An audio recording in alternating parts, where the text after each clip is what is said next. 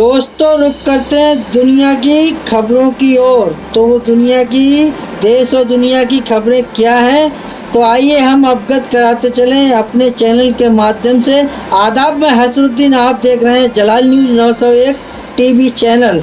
901 TV channel सटीक जानकारी देता है, सही खबरें सही लोगों तक। तो वो खबरें क्या हैं, तो आप लोग बेसब्री से इंतज़ार में बैठे होंगे कि आखिरकार खबरें किस प्रकार की हैं। तो खबरें बड़ी हैं और वो इस प्रकार की खबरें हैं।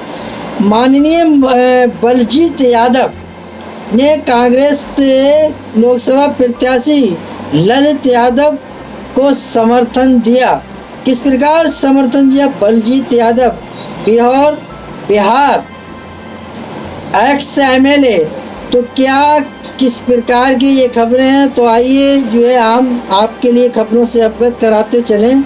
ललित यादव, जैसा कि दोस्तों हमने आपके लिए बताया, ललित कुमार यादव एक भारतीय राजनेता है और बिहार विधानसभा सदस्य के हैं।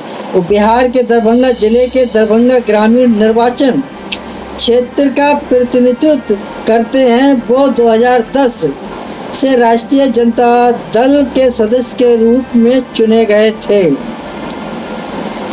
तो वहीं हम आपके लिए बता दें, मुख्यमंत्री नीतीश कुमार के मंत्रिमंडल में उन्हें लोक स्वास्थ्य अभियंत्रण सौंपा गया है। दरभंगा ग्रामीण क्षेत्र का प्रतिनिधित्व करने वाले ललित कुमार यादव को पहले प्रतिनिधि हैं जिन्होंने लगातार 6 बार जीत हासिल की।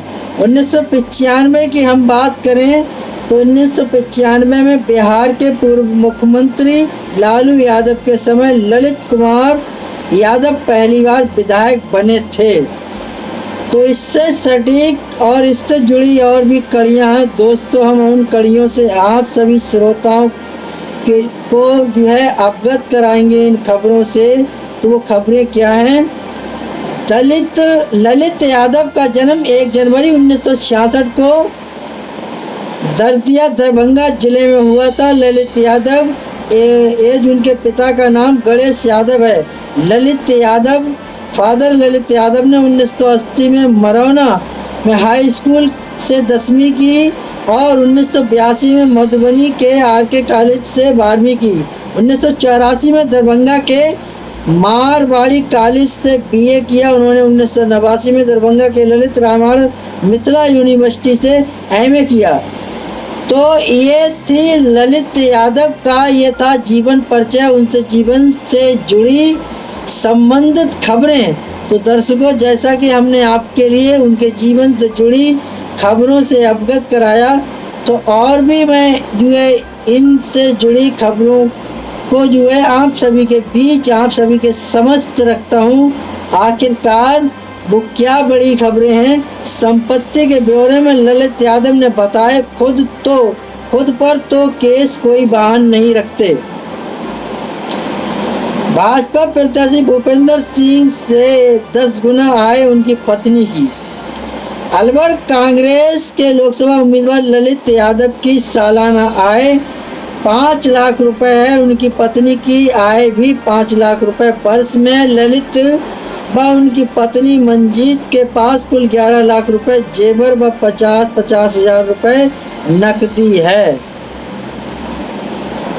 तो 5 लाख रुपए वार्षिक व नकदी, कुल 11 लाख रुपए 50 हजार रुपए की नकदी। जानकारी यादव ने नामांकन के साथ संपत्ति के ब्यौरे में दी है। इसमें बताया कि उनके पास 1,53,960 रुपये कोटक बैंक में, 5,000 रुपये HDFC और 1,59,258 रुपये SBI बैंक में जमा हैं। पत्नी के पास 5,427 रुपये कोटक बैंक में जमा है। फौलादपुर में कुल 35 लाख की जमीन व पुश्तैनी मकान है।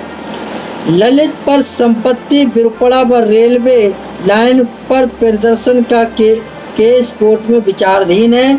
ललित ने राजस्थान विश्वविद्यालय जयपुर से 2011 में स्नातक किया है। कांग्रेस प्रत्याशी के पास कोई वाहन नहीं है। भाजपा प्रत्याशी भूपेंद्र यादव की पत्नी की आय भूपेंद्र से लगभग 10 गुना अधिक है।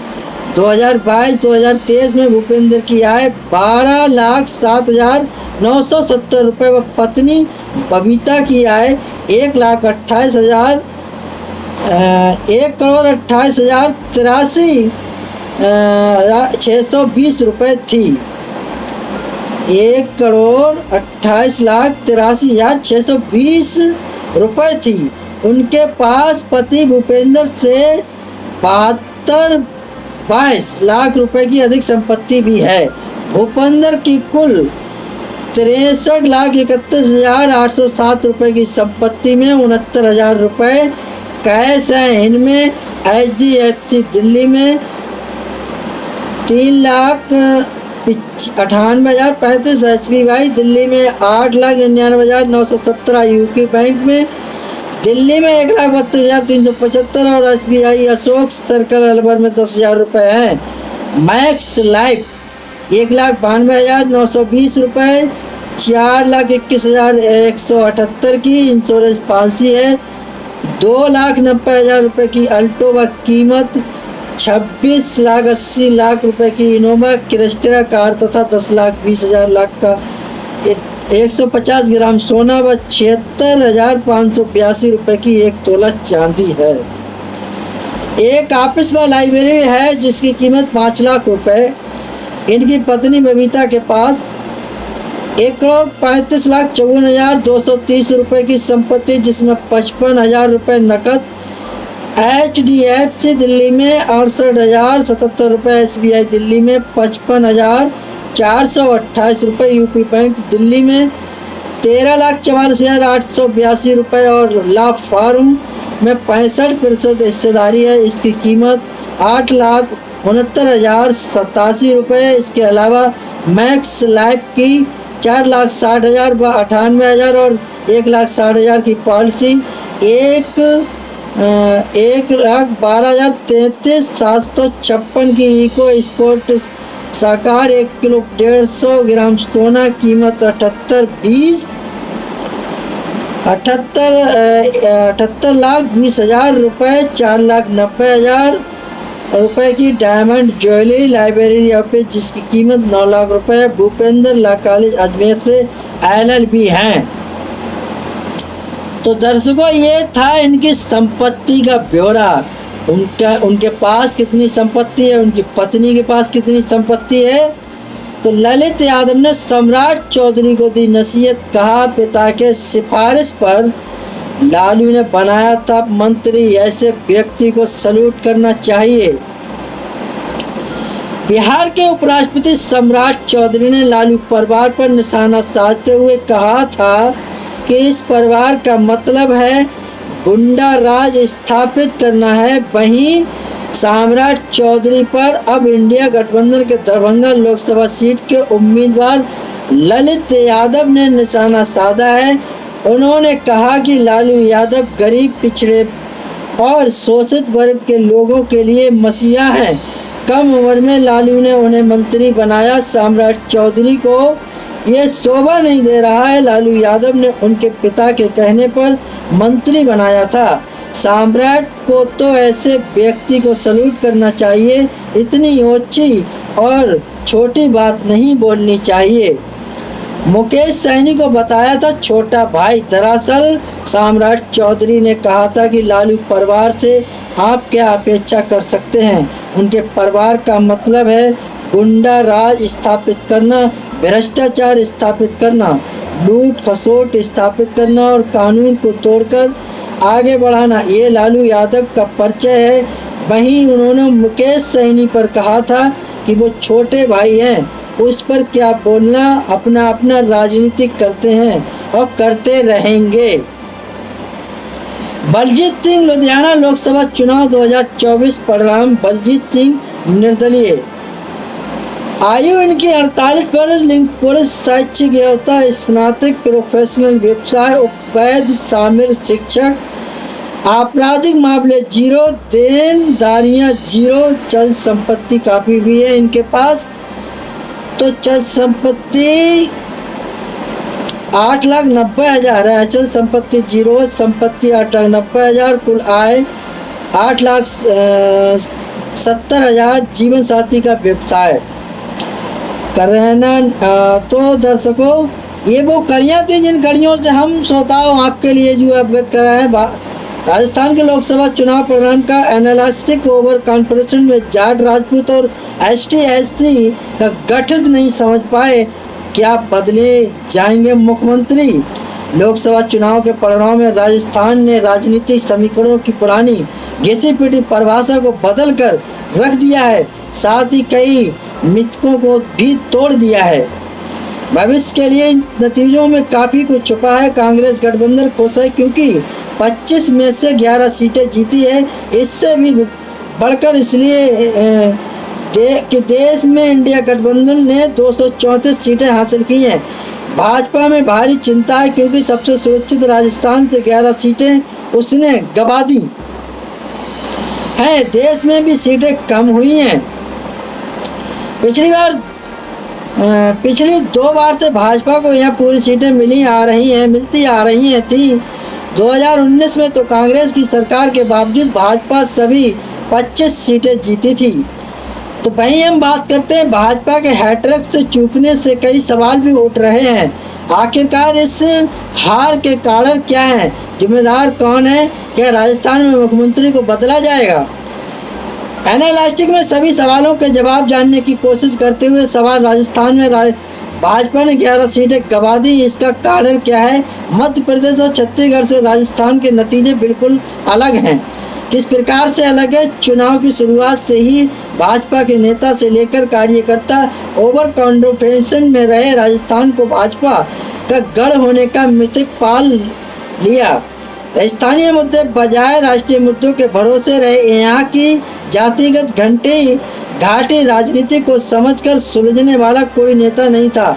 इससे परंपरागत राजनीतिक समीकरण 1 मार्च को भाजपा की लोकसभा प्रत्याशियों को पहली सूची आने के साथ जाट राजपूत विवाद की जातिगत कहानी शुरू हो गई। लगातार चुनाव जीत रहे चोरू सांसद राहुल कस्बा का टिकट काटना भाजपा के लिए कोल में खास बना। इसके बाद अलग अलग इलाकों में पूरा चुनाव जाति केंद्रित हो गया।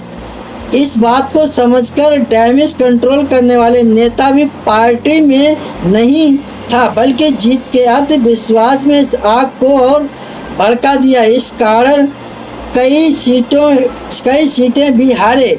जाट राजपूत विवाद ने सिर्फ चोरू बल्कि पूरे राजस्थान में फैल गया। उधर किरोड़ी मीणा को कैबिनेट में महत्वपूर्ण जिम्मेदारी नहीं मिलने से अपमान का मुद्दा भी पूर्वी राजस्थान में हावी रहा।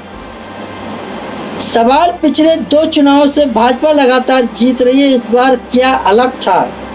भाजपा अधिक प्रयोग नहीं कर पाई, जो प्रयोग किए वो गलत साबित हुए। उसके उलट कांग्रेस ने पूरे कॉन्फिडेंस से चुनाव लड़ा। लीडरशिप नहीं, राजस्थान में पूरे चुनाव का नेतृत्व मुख्यमंत्री भजन लाल ने किया। इनके अलावा कोई नेता प्रदेश में सक्रिय नहीं था। भजन लाल का भी पूरे प्रदेश का राजनीतिक कुल जमा अनुभव 5 महीने का है। वे पहली बार के विधायक हैं और उसके बाद सीधे मुख्यमंत्री। कैबिनेट में भी कोई ऐसा मंत्री नहीं जिसकी प्रदेश स्तर पर पहचान हो। भाजपा के ज़्यादातर नेता अपने इलाकों में फंसे थे। भाजपा के प्रदेश अध्यक्ष CP जोशी खुद चुनाव लड़ रहे थे, तो पूर्व नेता पृथ्वीराज राजेंद्र राठौड़ अपने इलाके में फंसे थे। वहां भी हार का मुंह देखना पड़ा। तो पहले तो चुनाव में ऐसा नहीं था। मोदी लहर के साथ पूर्व मुख्यमंत्री वसुंधरा की लीडरशिप में चुनाव लड़े गए थे। इस चुनाव में पूर्व मुख्यमंत्री वसुंधरा राजे की पूरी तरह साइड लाइन थी। झालावाड़ के अलावा वे कहीं सक्रिय नजर नहीं आई। भाजपा में अनुभवी नेतृत्व की कमी बड़े हार का कारण बनी। इसके उलट कांग्रेस ने तमाम मतभेदों को ग्राउंड पर हावी नहीं होने दिया और मिलकर चुनाव लड़ा। सर्वसम्पत्ति नहीं होने के बावजूद गठबंधन को 3 सीटें दी और तीनों जीती। मोदी के चेहरे पर आत्मनिर्भरता से नुकसान। भाजपा चुनाव के कैंडिडेट को लेकर कोई प्रयोग नहीं कर पाई थी, जबकि कांग्रेस ने सभी 22 चेहरे बदल दिए। तीनों सीटें गठबंधन उम्मीदवारों को दी। भाजपा के चेहरे बदलने के प्रयोग उल्टे साबित हुए, कोई गठबंधन नहीं किया। ज्यादातर प्रत्याशी रिपीट किए गए। भाजपा के कैंडिडेट के प्रति एंटी इनकम्बेंसी तो थी ही, उनके पास खुद का विजन और काम भी नहीं था। वे पूरी तरह प्रधानमंत्री मोदी और धर्म के सहारे ही थे। पार्टी ने भी पूरी तरह मोदी फार्मूला लागू किया था। विधानसभा में हाल में ही जीते मध्य प्रदेश और छत्तीसगढ़ में मतदाताओं ने इस फार्मूले को स्वीकार कर लिया, लेकिन राजस्थान में अलग तेवर अपनाते हुए रद्द कर दिया। यहाँ विकास और प्रत्याशी के लिए उसने कांग्रेस और निर्दलीय का मौका दिया। दोस्तों, प्रमाणित खबरों से सूचना के बतौर जो है खबरें प्राप्त हुई सौजन्य द्वारा, तो उन खबरों से हमने दर्शकों आप सभी श्रोताओं के लिए अवगत कराया। सौजन्य द्वारा प्राप्त खबरें, प्रमाणित खबरें, तो जो है उन खबरों से दर्शकों हमने आपके लिए जो है अवगत कराया। इससे जुड़ी और भी खबरें हैं, तो उन खबरों से हम आपके लिए अवगत करा रहे हैं। तो जैसा कि हम दर्शकों आपके लिए बात कर रहे थे राजस्थान इलाके की कांग्रेस को लेकर, तो वहीं दूसरी अन्य पार्टियों के क्या परिणाम रहे, तो दर्शकों इस खबर के साथ साथ हम आपके लिए अवगत कराएंगे कि आखिरकार कहानी कहाँ का मोड़ लेती है और किस प्रकार की खबरें हैं। तो दर्शकों बने रहिए हमारे चैनल के साथ। जातियों की नाराजगी। राजस्थान में भाजपा की चुनाव हार एक बड़ा कारण भी है कि जातिगत समीकरणों के आगे पार्टी की राजनीति पिछड़ गई। इधर जातिगत ध्रुवीकरण का सीधा और भरपूर फायदा कांग्रेस को मिला। लगभग हर सीट पर वोट बैंक जातियां बटा दी गई हैं। दौसा, चोरू, मालवा, सीकर, भरतपुर, दौसा, सोनीपत, माधपुर जैसी सीटों पर चुनाव जातियों में बट गया। ऐसे माहौल में भाजपा की रणनीति और तैयारी फीकी पड़ गई। राजपूत वोट बैंक के इस बार पूरे उत्साह से चुनाव में हिस्सेदारी नहीं निभाई। भाजपा नेताओं से नाराजगी के कारण राजपूत को वोट बैंक वोट डालने नहीं निकले। बीजेपी के लिए ये बड़ा डेंट रहा। कांग्रेस ने गठबंधन कर सीटें दूसरे दलों के लिए छोड़ी, जिसमें कांग्रेस को खुद की सीटों पर फायदा पहुंचा। गुर्जरों, मीणा यादवों में भी नाराजगी थी, जो भाजपा भांप नहीं पाई और कई इलाकों में इसका नुकसान उठाना पड़ा। वसुंधरा राजे के अंदर की भारी पड़ी। क्या वसुंधरा राजे जनादर वाली नेता मानी जाती हैं, लेकिन इस चुनाव में कोई जिम्मेदारी नहीं थी। वे अपने बेटे के इलाके में ही सक्रिय रही। विधानसभा चुनाव में उनको सक्रिय किया गया था, लेकिन बहुमत मिलने के बाद भजनलाल शर्मा को सीएम बनाए जाने और उनकी कैबिनेट के नए चेहरों को शामिल करने की घटनाओं ने पूरे प्रदेश को चौंका दिया था। वसुंधरा राजे व उनके समर्थक माने जाने वाले नेताओं को किनारे कर दिया गया था और राजे और उनके समर्थकों को नज़रअंदाज करने से पार्टी को नुकसान हुआ। तमाम इस प्रकार की खबरें देखने के लिए हमारे चैनल जलाल न्यूज़ को सब्सक्राइब करें, जिससे जो है हर नोटिफिकेशन आप तक पहुंचते रहिए। जाइएगा नहीं, बने रहिए चैनल के साथ। खबरों से और भी अवगत कराता हूं मैं आप सभी दोस्तों के लिए। क्या मुख्यमंत्री भजनलाल को बदला जाएगा? सबसे बड़ी चर्चा इसी बात की है, लेकिन अभी उनके बदलने की संभावना नहीं है, क्योंकि भजनलाल को अभी कुछ समय पहले ही सीएम बनाया गया है। उन्होंने काम संभालने के बाद ही कुछ समय में पेपर लीक माफिया पर सख्त एक्शन लिया और बुलडोजर मॉडल को भी लागू किया। आचार संहिता के बाद उन्हें काम करने का मौका नहीं मिला। हालांकि सीएम के तौर पर पूरे राज्य को जितने भी जिम्मेदारी उनकी और प्रदेश अध्यक्ष की होती है, एमपी और छत्तीसगढ़ में भी राजस्थान के साथ ही विधानसभा चुनाव हुए थे, वहाँ भी भजनलाल की तरह सीएम बनाए गए थे। उनकी परफॉर्मेंस काफ़ी अच्छी रही। ऐसे में भजनलाल शर्मा के सामने कुछ चुनौतियाँ तो हैं। उनके गृह जिले भरतपुर भी पार्टी का चुनाव हारना और इतनी सीटें गंवाने से परफॉर्मेंस पर सवाल उठने तय। हालांकि भजनलाल के पक्ष में एक और पॉइंट और के संगठन पूरी तरह कमजोर है। कई पद खाली हैं। दूसरा, ज्यादातर नेता अपने इलाकों में फंसे। दूसरा, मंत्रिपरिषद में फेरबदल जल्द देखने को मिलेगा। संभवतः उसमें अनुमति चेहरों को प्राथमिकता मिलेगी। तो क्या मिलेगी? भजनलाल के अलावा भारत के प्रदेश सीपी जोशी भी बदले जा सकते हैं। इनका भी कोई खास प्रभाव चुनाव में नहीं दिख रहा। वे अपनी सीट से बाहर नहीं निकल पाए। विधानसभा चुनाव के वक्त से पूर्व नेता परिषद राजेंद्र राठौड़ का समय खराब चल रहा है। हालांकि वे किसी पद पर नहीं है, लेकिन पार्टी में उनका प्रभाव है। पहले तारानगर से खुद हारे, उसके बाद मौजूदा सांसद राहुल कासवा के विवाद शुरू हुआ। विवाद के चलते जाट राजपूत विवाद बढ़ता चला गया। इस विवाद के कारण कस्बा की टिकट कटी और वे पार्टी छोड़कर कांग्रेस में शामिल हो गए। लेकिन राठौड़ के तमाम प्रयासों के बाद चोरी सीट से निकल गई। जाट और राजपूतों की जंग को हवा देने में राठौड़ को क्या सजा मिलेगी, देखना होगा। क्या चुनाव में नतीजे किस प्रकार के हैं? कामकाज में छवि देखने को मिली। हाँ, भले ही सरकार बने, काम समय करना, लेकिन राजस्थान की तासीर है, उसे जल्द परिणाम चाहिए। दिसंबर में भाजपा सरकार बनाने का सरकार पार्टी ऐसी कोई लाइन नहीं देखी जिसमें वो सीधे प्रभावित होती है। कांग्रेस की योजनाओं को देखना शुरू हुआ। राष्ट्रीय मुद्दे यहाँ धाराशाही हो गए। इस कारण ज्यादातर सीटों पर मार्जिन भी घट गया। सरकार के बुलडोजर मॉडल को यहाँ ज्यादा पसंद नहीं था। क्रोड़ीमल मीणा फैक्टर ने क्या मायने कहा? उनको क्रोड़ीमल मीणा पूर्वी राजस्थान के इस इलाकों में प्रभाव। उनके समर्थक कहते हैं कि उन्हें सीएम या डिप्टी सीएम बनाया जाएगा, लेकिन मंत्रिपरिषद में भी उनका जो है एक अपना रोल रहेगा। मीणा अपने कई बार इस्तीफे की बात कहकर माहौल बनाने की कोशिश, लेकिन जनता को उनका विपक्ष में रहना ज़्यादा पसंद आता है। राजस्थान में भाजपा के नेताओं को भविष्य सब खतरे में। नागौर से भाजपा प्रत्याशी ज्योतिष बिरदा की लगातार ये दूसरी हार पर विधानसभा चुनाव में ही पार्टी के शामिल हुई। पहले विधानसभा और फिर लोकसभा चुनाव हारी। इससे पहले कांग्रेस में चुनाव हारती रही हैं।